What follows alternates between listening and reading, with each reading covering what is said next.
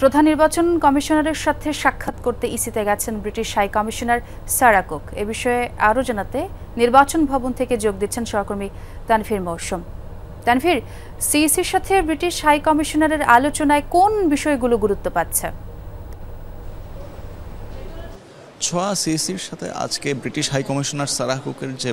বৈঠকটি এখন চলছে এবং তারা সারা কুকের সাথে যে প্রতিনিধি দল তার নেতৃত্বে ৩ সদস্যের একটি প্রতিনিধি দল এসে উপস্থিত হয় 11টার সময় এবং তারপরে কিন্তু আমরা দেখি যে প্রধান নির্বাচন কমিশনারের রুমে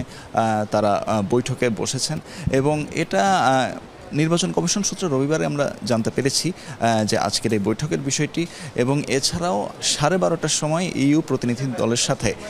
সিইসির সাক্ষাৎ এবং বৈঠক রয়েছে এবং এই বিষয়গুলোতে মূলত যে নির্বাচনের সময় যত ঘনিয়ে আসছে ততই কিন্তু আসলে এই বৈঠকের গুরুত্বগুলো বাড়ছে এবং এই বৈঠকে মূলত বাংলাদেশের এবং এই যে বাংলাদেশের নির্বাচন কমিশন, সেই নির্বাচন কমিশনের আসলে নির্বাচনের প্রস্তুতিটি কীরকম সে বিষয়ে মূলত তারা জানতে চান এবং এক্ষেত্রে তাদের কোনো ধরনের কোনো সহায়তা দেওয়ার আছে কিনা বিদেশি মিত্র যারা রয়েছে তাদের ক্ষেত্রে সে বিষয়টি নিয়েও আলোচনা হয়। এবং আরেকটি বিষয় হচ্ছে, যেহেতু এবারের নির্বাচনে আসলে অনেকগুলো বিষয় থাকছে যেগুলো আগের নির্বাচনে ছিল না, যেমন আইটি সাপোর্টেড পোস্টাল ব্যালট অর্থাৎ প্রবাসীদের ভোটের সুযোগ দান করা হচ্ছে এবারের নির্বাচনে, ত্রয়োদশ জাতীয় সংসদ নির্বাচনে। এছাড়া যারা নির্বাচনের দিন আসলে বিভিন্ন ধরনের কাজে যুক্ত থাকেন, তাদের বিভিন্ন কাজ থাকে,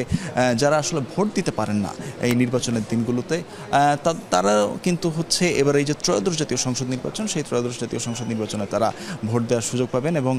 নির্বাচন কমিশন থেকে কিন্তু জানানো হচ্ছে যে এই বিষয়গুলো নিয়ে আগে অন্যান্য কমিশনার এবং অন্যান্য কমিশন